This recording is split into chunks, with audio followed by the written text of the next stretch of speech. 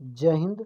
दोस्तों, आप लोगों के मन में न्यू स्टूडेंट के लिए मन में ये प्रश्न होगा कि से हम लोग बिहार पुलिस का तैयारी कैसे करें या बिहार दरोगा की तैयारी कैसे करें। शुरुआती हम लोग कुछ मालूम नहीं है, हमें कोई सजेशन देने वाला नहीं है। कोई सजेशन देता है तो मेरा दिमाग उस सजेशन को फॉलो करने में बहुत असमर्थ महसूस करता है और मेरे जो है तैयारी करने के लिए कोई स्रोत नहीं मिल रहा है। हम कौन सा किताब पढ़े, कौन सा सब्जेक्ट को सबसे ज़्यादा महत्व दें, किस टॉपिक को हम किस ढंग से पढ़ें। इन सभी चीज़ों के अभाव में जो है ना बहुत सारे स्टूडेंट जो है ना बहुत दिन तक तैयारी करते रह जाते हैं, लेकिन उनका कोई सफलता उनको हाथ नहीं लगता है। तो चलिए इस वीडियो में इसी सब मुद्दे पे बात करेंगे कि किस तरह से कौन सा किताब शुरुआती में पढ़ना है, किस कौन से टॉपिक को पढ़ना है, किस ढंग से कौन सा सिलेबस पढ़ना है, और मेरा माइंड जो है ना किस सब्जेक्ट के प्रति रुचि रखता है और किस समय में हमको क्या चीज़ की तैयारी सबसे बेहतर ढंग से होने वाला है। चलिए इसी सब मुद्दे पे इस वीडियो में बात करेंगे। वीडियो को शुरू करते हैं। दोस्तों, आप लोग सब स्टूडेंट के मन में ये ध्यान आएगा कि वो लड़का जो है 2 साल से पढ़ रहा है, वो 3 साल से पढ़ रहा है, वो 1 साल से पढ़ा, वो नौकरी ले लिया, वो जो है 6 महीना ही पढ़ा। लेकिन सबसे बड़ी बात क्या है ना कि उस स्टूडेंट जो है ना सबसे पहली बात अपना बेसिक बनाया। बेसिक जो बनाने के लिए सबसे आप लोग हर एक स्टूडेंट के रूम में, घर में जो है लूसेंट का बुक है हर एक स्टूडेंट के घर में। लेकिन लूसेंट को वो तरीका नहीं सही से फॉलो कर पाता है लूसेंट के प्रति कि हमें इस बुक को किस तरह से पढ़ना है। तो सबसे पहले आपको क्या करना है, लूसेंट का एक बुक ले, सब्जेक्टिव बुक। सब्जेक्टिव बुक देख सकते हैं स्क्रीन पे आप लोगों को ये बुक का जो है ना पेज दिखाई दे रहा है। तो सबसे पहले सब्जेक्टिव बुक ले, जैसे मान लीजिए हड़प्पा है। हड़प्पा के बारे में आप लोग को जैसे ऑब्जेक्टिव में नहीं पढ़ना है, पहले सब्जेक्टिव बुक एक बार पढ़ना है। सब्जेक्टिव बुक पढ़ने के बाद फिर इसमें आपको क्वेश्चन जो है ना, इसमें क्वेश्चन किस तरह से आएगा उसको आपको फिर इसमें निकालना है, अपने से निकालना है कि ये क्वेश्चन इसमें से इस तरह से बन रहा है।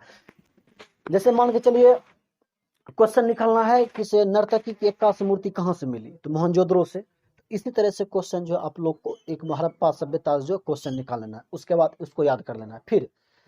फिर दूसरा बुक जो है लूसेंट का ही एक ऑब्जेक्टिव बुक आता है। ऑब्जेक्टिव बुक लूसेंट का आप लोग देख सकते हैं स्क्रीन पर, यही बुक लेना है।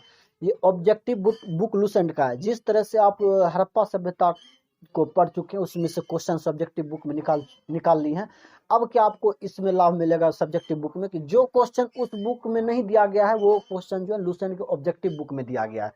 तो आप लगभग 70% 80% जो है आपको क्वेश्चन जो सब्जेक्टिव बुक से पढ़े हैं ना लूसेंट का सिंधु सभ्यता, उससे जो है लगभग 70% आपको मिल जाएगा वस्तुनिष्ठ प्रश्न में, और जो 30% बचेगा वो ऑब्जेक्टिव में ही रहेगा। आपको क्या करना, दोनों को इसी तरह से लेकर के चलना।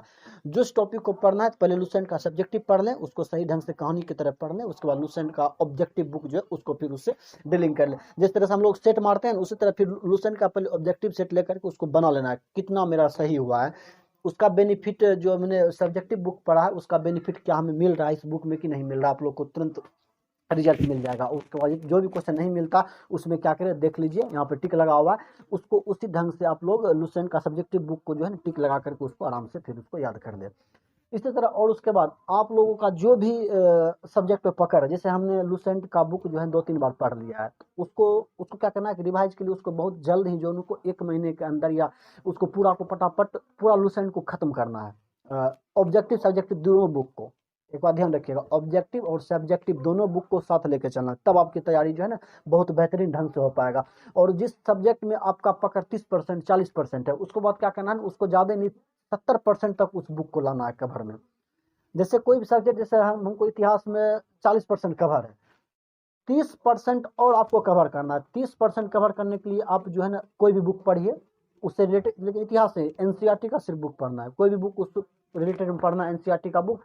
और लगभग आप 70% पर ला करके इतिहास को ब्रेक करें, उसको फिर रिवाइज करें, फिर दूसरा सब्जेक्ट को फिर उठाएं। इसी तरह करते करते सभी का एवरेज कम से कम 80% सभी बुक का एवरेज रख लेना अपने पास में। सभी सब्जेक्ट में आप लोग क्या कीजिएगा, आपस में जो 2-3 लड़का होंगे वो क्यूज आप लोग स्टार्ट कर लीजिएगा। क्यूज में क्या होगा ना कि आप लोग साप्ताहिक एग्जाम कर लीजिएगा, या जिस टॉपिक को आप लोग दिन भर में याद करते होंगे उस टॉपिक पे आप क्या कीजिएगा, शाम में पूछताछ कीजिए, और उसमें जो है ना उससे पहले आप उसका एग्जाम ले लीजिए जिस टॉपिक को आप लोग पढ़ चुके हैं, और उस टॉपिक पे 20 क्वेश्चन बना करके डेली एग्जाम लीजिए। और सप्ताह भर में जितना आप पढ़ चुके हैं पूरा किताब को, यानी कि जो इतिहास की बात जैसे आप लोग चलाइएगा पढ़िएगा, तो इतिहास में जहाँ तक आप पढ़ चुके हैं एक सप्ताह के अंदर, एक सप्ताह में 100 क्वेश्चन का आप लोग जो है ना क्या कीजिए, उसका क्वेश्चन सेट कीजिए क्यूज में और उसका एग्जाम लीजिए, और उस 100 क्वेश्चन में देखिए कि मेरा रिकवर कितना हुआ है।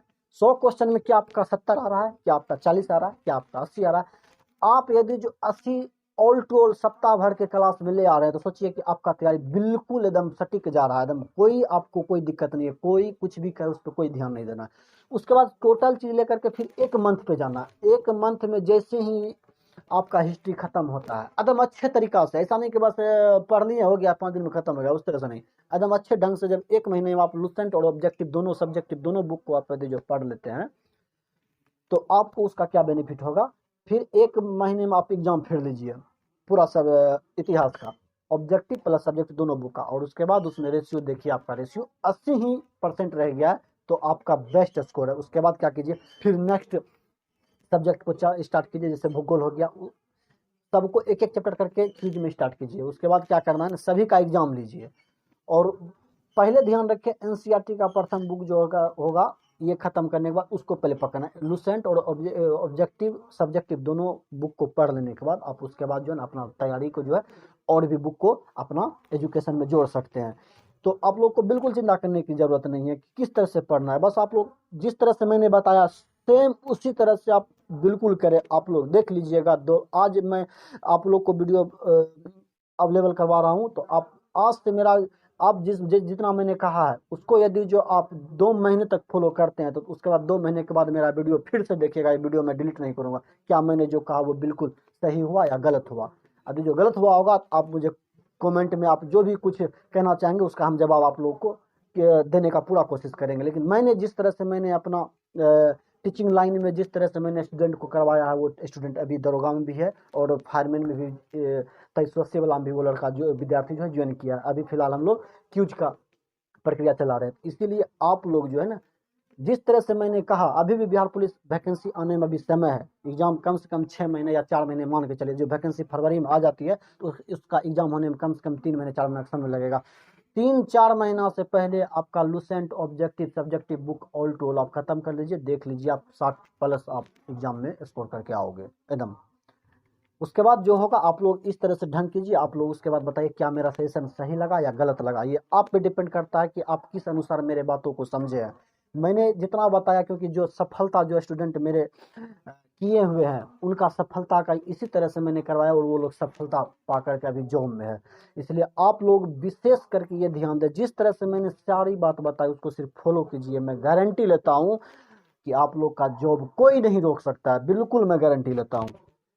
चलिए मिलते हैं नेक्स्ट वीडियो में, तब तक के लिए जय हिंद।